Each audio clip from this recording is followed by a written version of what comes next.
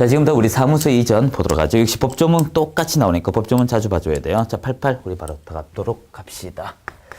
자, 우리 88페이지 사무소 이전인데 이 사무소 이전은 이 개공이 하는 것으로서 사후 이전입니다. 여러분 휴폐업 신고 조금 뒤에 하겠지만 휴업 신고, 폐업 신고는 사전이고요. 사무소 이전 신고는 사후입니다. 우리 신고 제로라는 거 기억을 하셔야 돼요. 자, 일단 하나의 도식화 시켜보도록 하죠. 예전에 있던 것을 종전이라고 이렇게 발언하게 되면 여기 신규라고 시험을 칠 때 나올 것이고요. 법조문대로 한다면 이것을 이전 전이라고 하게 되고 이전 후라고 합니다. 이때 종전 지역이 이제 서구가 있습니다. 서구. 이게 시군구 단위로 똑같이 되거든요. 그래서 여러분이 시군구 단위로 보시면 돼요. 같은 구역이다. 그러면 이거 관내 이전하고요. 만약에 서구에서 북구로 갔다. 이렇게 시군구가 바뀌게 되면 관할 외 이전. 이렇게 표현합니다. 자, 일단 예전에서 이사를 와야 됩니다. 이전을 와야 돼요. 며칠 이내, 10일 이내 신고를 합니다. 어리 이전 후에 신고를 해요. 여기서 이제 여와서 신고를 한다는 것입니다. 이때 신고할 때 그냥 하는 것이 아니고요. 신고에 첨부 서류가 있어요. 첨부 서류는 여러분이 이사하는 거와 똑같습니다. 주민등록증하고 우리 거래계약서 가져가듯이 이사는 주민등록증이 등록증이고요. 그리고 사무소 확보서류를 가져갑니다. 자, 여기서 이제 질문 좀 드릴게요. 여기 등록증이란 키워드가 나왔는데 이거 원본일까요? 사본일까요? 원본이죠. 원본. 한산 사무소나마 원본입니다. 요거 등록증 원본이에요. 그리고 또 기억할 것은 첨부란 글자가 나오면 요거 직접 방문일까요? 전자문서로 가능할까? 첨부 나오면 직접 방문만 된다. 그런 뜻으로 받아들이시면 됩니다. 자, 다시 수업 들어가죠. 이렇게 서구에서 서구로 가게 되면 관할 구역 내로 가게 되면요. 바뀔 것은 주소 하나밖에 없습니다. 그러면 등록관청에 여러분 행정민원에게 묻습니다. 새 등록증 줄까요? 신규 등록증 줄까요? 기존 거 줄까요? 그 말은 뭐냐 하면 주소지만 바뀌었지 나머지 똑같기 때문에 새 등록증을 주면 발급비를 받는다 이거예요. 하지만 기존 걸 쓰게 되면 이주선께서 빨간색 두 줄 하고 주소만 바꿔줍니다. 선택권이 있다 이거예요. 그래서 이거는 재교부할 수 있습니다. 여러분의 선택권이에요. 자, 그런데 서구청의 등록증을 들고 북구청으로 가게 되면 북구청 이 사람이 누군지 모릅니다. 근거 서류가 없잖아요. 그래서 관할구역 외로 가게 되면 이 북구청이 기존에 등록증이 있는 등록관청인 서구청에다가 이 사람에 관련된 자료를 송부 요청을 합니다. 여기서 여러분이 기억할 것은 이 송부의 개념은요. 권한을 넘겨달라 의미도 띠고 있습니다.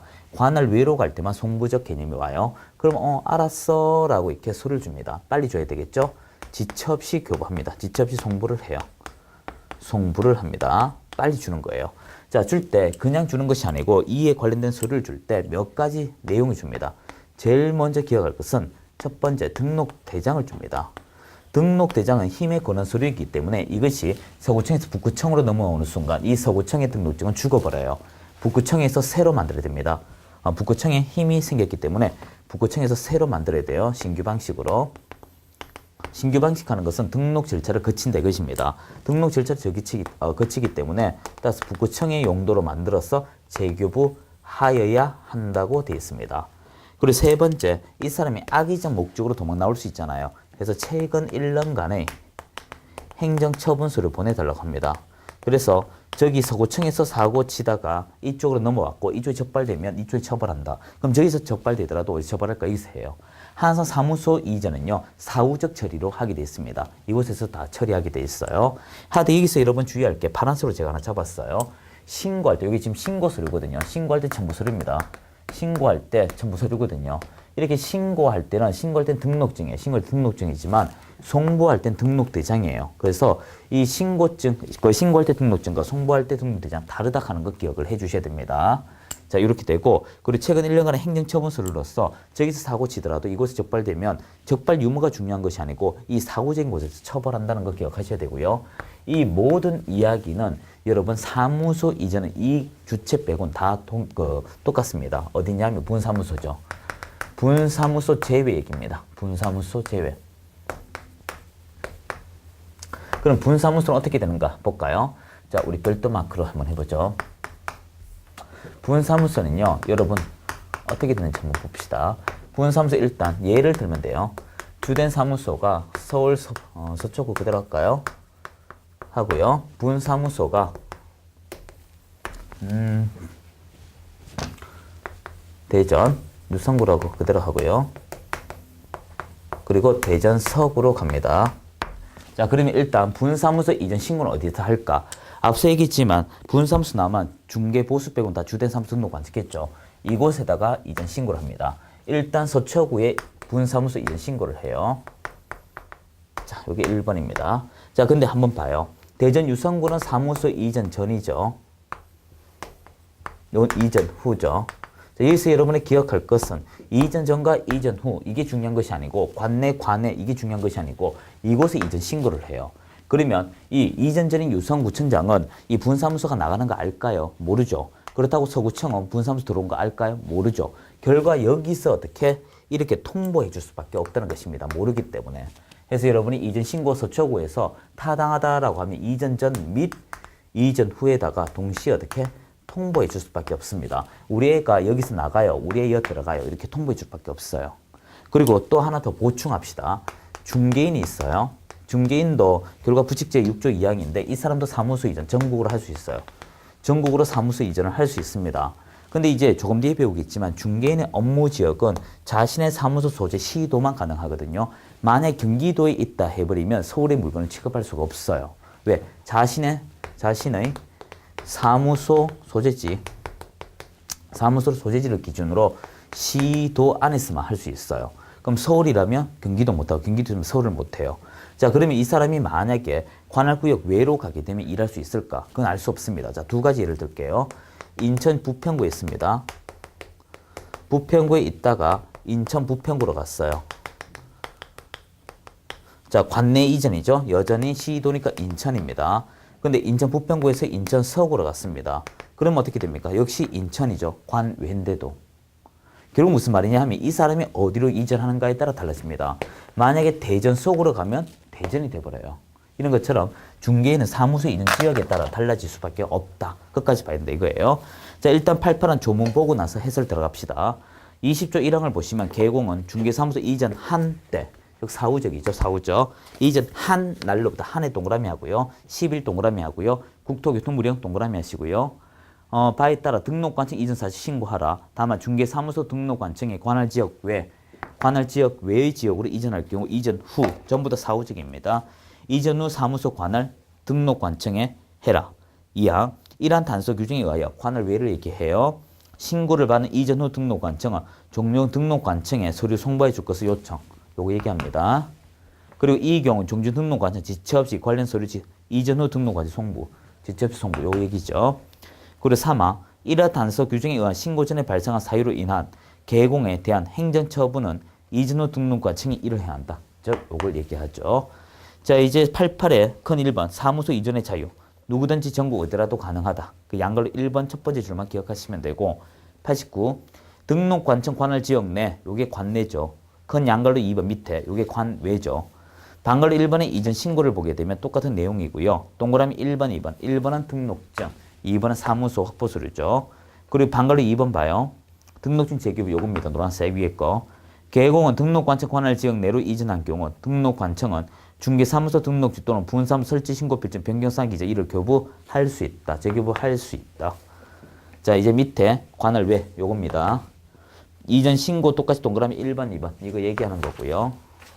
그리고 90페이지 위에 큰 반갈로 2번 보시면 끝에 설치 신고 필지 재교부 하여야 한다. 그러면서 반갈로 3번에 동그라미 1번, 2번, 3번 1번, 2번, 3번 그리고 밑에 4번에 표로 제가 요거 그림 그려놨고요. 그리고 90페이지 양갈로 3번 분사무소 이전의 경우라고 있죠. 오른쪽 가보세요. 91페이지네요. 자, 여기서 여러분이 기억할 것은 이 둘 다 요 밑이란 글자 요거 이야기하려고 하는 것입니다. 자, 어디 보냐면 반갈로 2번 봐주세요. 중개사무소 이전 신고 발행 등록관청 그 내용이 적합할 경우 분사무소 신고 필증 재교부 하여야 한다라고 되어 있죠. 그러면서 반갈로 3번 보세요. 이제 확인하세요. 분사무소 이전 신고 발행 주된 사무소 소재지 등록관청은 분사무소 설치 신고 필증 변경된 사항 기재하여 재교부한 후 지체 없이 확인하세요. 이전 전 및 이전 후 여기서 핵심 키워드는 이것입니다. 둘 중에 하나만 한다 하면 안 돼요. 둘 다 한다. 분사무소 소재 관할 시군구에 통보한다. 정리가 되어지 싶어요. 자, 그러면 92페이지 펴놓고 잠시 기다리세요.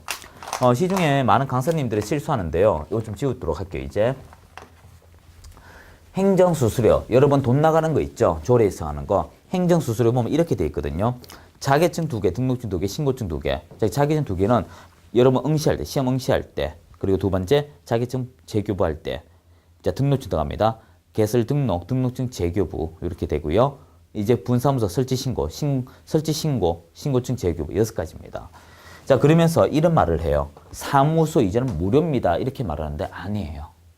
법조문에는 사무소 이전에 대해서 이러하다 저러하다 없다 하지만 간접적으로 있고요. 그리고 서식에는 적혀져 있습니다. 저 92페이지 중개사무소 이전 신고서를 보면 밑에 신청인 제출서를 오른쪽에 보면 수수료 나오죠. 수수료가 있다고요. 즉 이것이 재교부가 이루어지면 이때 비용, 즉 행정 수수료가 발생합니다. 발생해요. 그 얘기입니다. 그 얘기. 그리고 이제 담당 공모 확인 사항은 건축물 대장. 이건 안 가져가야 된다. 이 생략할 수 있는 서류는 법인의 등기 사항하고 건축물 대장 2가지밖에 없다. 그렇게 기억하시면 되죠. 자, 나머지 내용 한번 훑어보시면 납득이 되고요. 자, 이제 93페이지. 요거는 그대로 두시고요. 요건 조금 뒤에 볼 것입니다. 94페이지 업무 영역 나오죠. 겸업에 관한 것입니다. 자, 요것만 좀 지울게요. 93 똑같네요.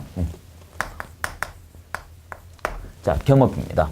이 겸업은요, 여러분 해도 그만 안 해도 그만 그런 것입니다. 필요에 따라 하는 거예요. 자, 현행 법률로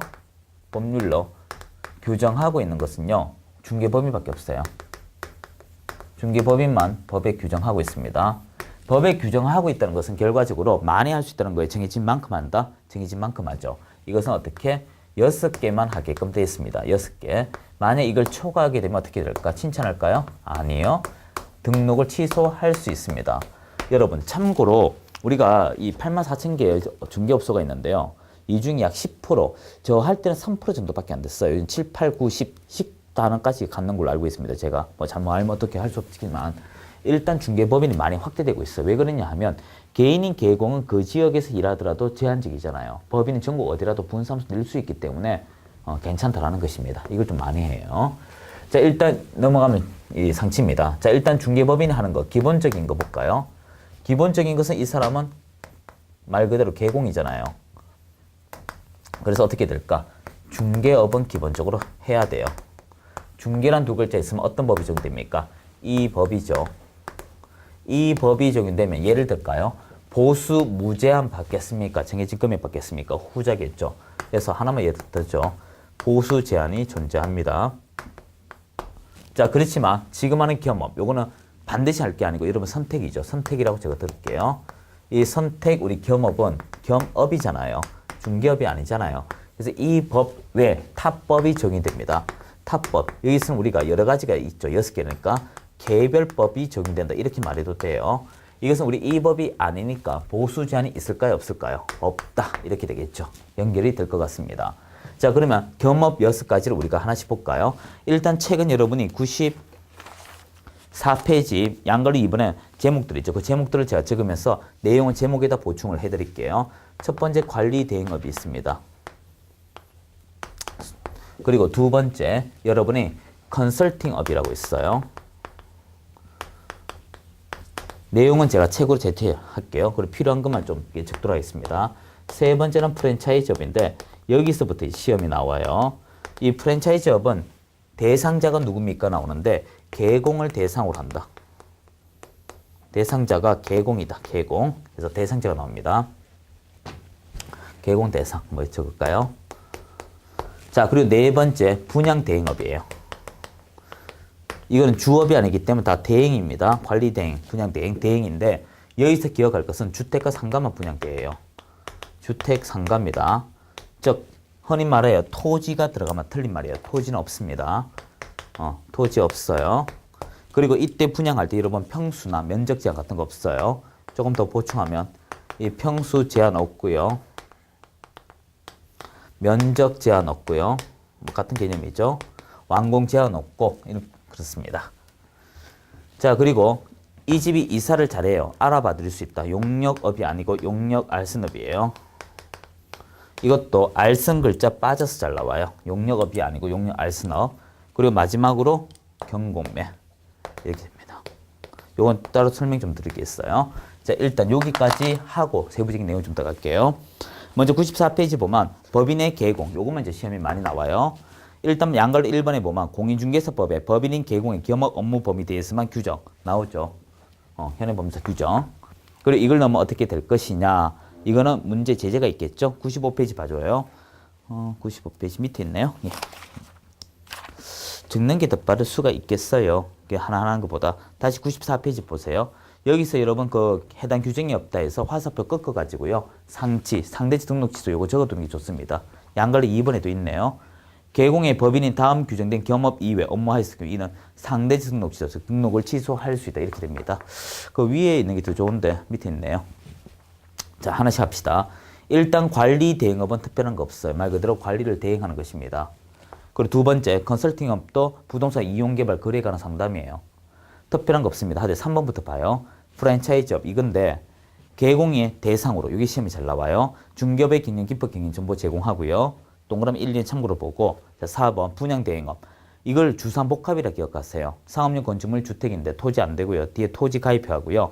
동그라미 1번, 2번은 말 그대로 이런 얘기를 담고 있습니다. 토지 안 된다, 면적 제한, 청수 제한 그런 거 없다. 쭉 읽으시면 되죠.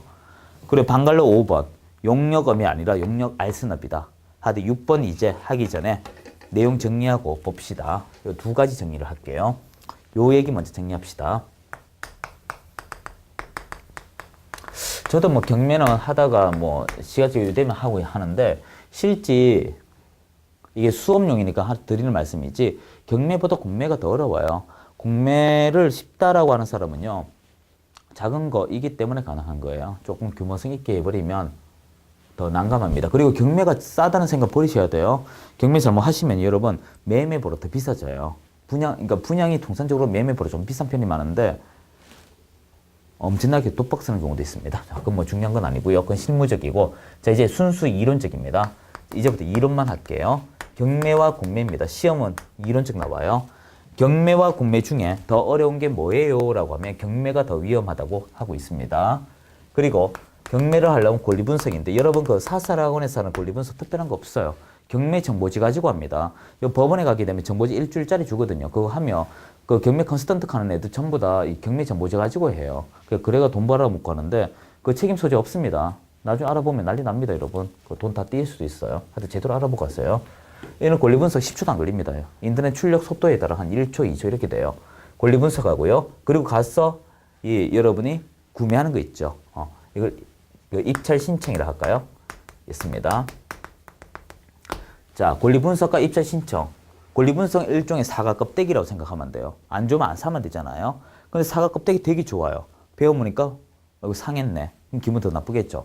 여기 상했네. 이런 뜻이에요. 그래서 입찰 신청이 권리분석보다 더 위험하다 이것입니다. 요 위아래 수직으로 보자면 자 빨간색 잡았어요. 경매를 매수 신청 또는 입찰 신청. 다른 말로 매수 신청이라 해요. 사러 가니까. 자 이제 빨간색 제가 쓸게요. 제한은 하나밖에 없습니다. 경매를 통하여 매수 신청 또는 입찰 신청. 이건 반대로 적을게요. 제가 입찰 신청, 매수 신청 이걸 하기 위해서는 그 제한은 걸린다는 거예요. 그래서 이걸 가능하게 하려면 어떻게 할 것인가? 그거는 법률에 의해서 제약을 합니다. 대법원 규칙이 정하는 바에 따라 여러분이 교육을 들어야 돼요. 이 법에 따라 실무 교육을 들어야 됩니다. 이 실무 교육은 경매를 하기 위한 실무 교육을 이야기하는 거예요. 그 실무 교육을 듣고 가까운 지방 법원에 가서 등록을 해야 돼요. 등록을 하면 여러분에게 힘을 하나 실어줍니다. 매수 신청 대리인이라고. 경매장에 가서 대신하여 하는 대리인 정서를 줘요. 요게 있어야 가능합니다. 따라서 현행 법률에서 합법적인 사람은요, 경매 갈 때 변호사, 법무사, 매수 신청 대리인 세 사람밖에 없어요. 나머지는 다 불법적입니다. 그러니까 불법을 여러분이 해놓고 나중에 손해배상 청구해도 답은 안 나와요. 그래서 지금 현재 그분들이 돈 벌고 뭐 이렇게 하는 건 다 거품이 상당히 많이 끼어 있습니다. 경매 전문가라고 하는 사람은 없어요. 참고로. 전부 다 많이 하니까 전문가직 대우를 받는 거죠. 자, 이제 제가 노란색 할까요? 노란색의 경우는 자유롭게 합니다. 개공이면 다 가능해요. 경매를 권리 분석하거나 공매를 권리 분석하거나 공매를 입찰 신청하는 건 요 노란색은 자유롭게 할 수 있습니다. 누가 되면 말 그대로 개공이 되면 개공이면 가능해요. 자, 요거 내용 쓰고 지울 겁니다. 정리하고 95페이지 보게 되면 경매 공매 나오죠. 그 동그라미 1번에 보면 개공의 민사집행법에 의한 경매, 그리고 국세진수법 그 밖의 법령에 의한 공매, 그리고 뒤에 권리분석 및 취득의 알선과 매수 신청 요 얘기죠. 동그라미 2번 봐요. 개공이 민사집행법에 의해 경매 대상 부동산의 매수 신청 또는 입자 신청 대리 이거 얘기합니다. 할 때는 대법원 규칙이 정하는 요건 갖추어 법원에 등록하고 그 감독 발하에 하며 역시 이 법률에 따라 보수 제한도 있습니다. 그리고 이제 동그라미 3번 봐요. 개공의 경매에 대한 권리 분석, 공매에 대한 권리 분석 및 공매에 대한 입찰 신청 이것은 그냥 자유롭게 할 수 있다. 개공이면 충분하다. 그런 내용을 띠고 있죠. 자, 이제 양걸로 3번은 일단 지금은 보지 마세요. 이거 좀 지우고 또 다른 얘기할 것입니다. 무슨 말이냐 하면 요걸 그 경매에 있었만큼만 좀 특이한 거예요. 즉 제가 노란색 잡았는데 여기서 우리가 선택을 하는 임의적인 이 겸업은요. 보수 제한이 없다고 했잖아요. 그래서 이런 분양 대행업 같은 경우는 뭐 빌라 같은 거 좀 작은 거 하나 해도 700, 1000 이렇게 떨어지는 거 많아요. 그래서 중개수수료 이상으로 많이 벌기도 합니다. 이런 건 보수 제한이 없다. 이렇게 되죠. 자, 이제 제가 적으려고 하는 것은 이 법인, 중개법인 외를 합니다. 중개법인 외. 자, 개인이 있겠죠. 개인인 개공이 있어요. 두 사람이 있습니다. 일단 개인인 개공부터 하죠. 자격증 있죠. 이 사람도 중개업을 전문하는 개공이죠. 따라서 중개업은 기본적으로 가능합니다. 그리고 법인이 하는 이 6개 겸업, 6개 겸업이 가능할까? 가능해요. 그리고 여러분 기타도 합니다. 제가 아는 개인인 개공 그 사람은요. 로또방하고 같이 해요. 로또요. 그리고 또 로또도 수익 괜찮더라고 얘기 들어보니까 또 다른 거 어떤 것이 있냐 하면 여러분 사채업 하시는 분도 있습니다. 제가 아시는 저 아는 분이 이혼 상담소도 같이 운영해요. 하여튼 여러분이 저한테 질문합니다. 쌤 왜요? 저 어린이집하고 같이 하고 싶어요. 그러면 중개법인 하라고 해야 됩니까? 개인입니까? 개인 하시면 돼요. 자, 이제 개공 말고 과거 기득권인 부칙 제6조 2항 중개인입니다. 이 사람도 중개업자니까 중개를 업으로 하니까 중개업 가능하고요. 자, 6개 겸업할 수 있다고 했는데 알고 보니 5개 겸업만 가능해요. 뭐가 하나 없을까? 경공매가 없습니다. 이 사람은 경공매 못해요. 못하는 이유가 너무 웃겨요. 전문적인 교육을 안 들었어. 그게 말이 됩니까? 더 잘할 수도 있는데. 자, 이렇게 기타입니다. 기타가 있다. 이렇게 보시면 돼요. 그러면 이제 양걸로 3번 구제 안 바로 다 정리가 된 것 같아요. 자, 그렇게 하고요. 자, 뒤에 96페이지 업무 지역하고 중개대상물 범위인데요. 요건 간단합니다. 좀 어디다 적을까요? 그 96, 97 있죠? 그냥 제가 여기다 적어 드릴게요. 요거 좀 지우고. 원래 칠판을 잘 안 지우는 습성이어가지고 그렇습니다. 자, 일단 문제가 업무 지역하고 범위죠. 자, 지역 범위 좀 적을게요. 이렇게. 지역부터 합시다. 일단 이렇게 간단해요. 이 시험에 안 나옵니다. 극히 안 나옵니다. 예전 좀 나오다 요즘 안 나와요. 안 나오는 이유가 있어요. 이 중개인만 제한이 있습니다. 중개인만. 원칙은 자신의 사무소 소재, 사무소를 기준으로 시도만 가능해요. 시도. 그럼 예외가 있다는 얘기죠. 예외는 3가지입니다. 자, 요 3가지 순서대로 거쳐야 하면 돼요. 요 동시요건입니다. 첫 번째, 부동산 거래 정보망에 가입을 합니다. 이 정보망이 이 개공들만 보는 것인데 그곳에 많은 개업공인 중개사들이 물건을 올릴 것이라는 이 생각을 하는 거죠. 이렇게 가입을 하고 자신의 사무소 소재 시도를 벗어나서 시도 외의 물건이 공개가 되어야 합니다. 공개된 거. 그러하다면 그것은 어떻게 가능하다. 여러분이 경기도에 살고 있어요. 근데 누가 서울에 물건을 올려놨다면 그땐 가능하다. 그걸 얘기해요. 자, 그렇지만 중개인을 제외한 나머지는 전국이에요. 자, 시험 문제 하려면 오지 선택이 돼야 돼요. 할 게 있을까요? 없어요. 만약 이 원칙을 위배하잖아요. 위배하게 되면 업무 정지입니다. 이것도 참고로 기억하세요. 그리고 또 하나 이거 하면서 예를 좀 들어보죠. 만약에 채용을 했습니다. 직원 채용. 여기 있는 중개인이 소공을 채용했어요. 자기가 자격증 없으니까 전공 못한다 해요. 소공을 채용했습니다. 그리고 개업 공인중개사 자격증 있죠. 직원을 보조원을 했어요. 자, 그러면 소속 공인중개사 이 사람은 어디까지 할 수 있을까? 우리 주인이 시도니까 나도 시도밖에 못해요. 그리고 보조원의 경우는 우리 대장이 어떻게 전국이니까 나도 전국으로 할 수 있어요. 즉 부모 따라간다. 그렇게 생각하시면 되고요. 자, 이제 마지막 내용이 97페이지인가요?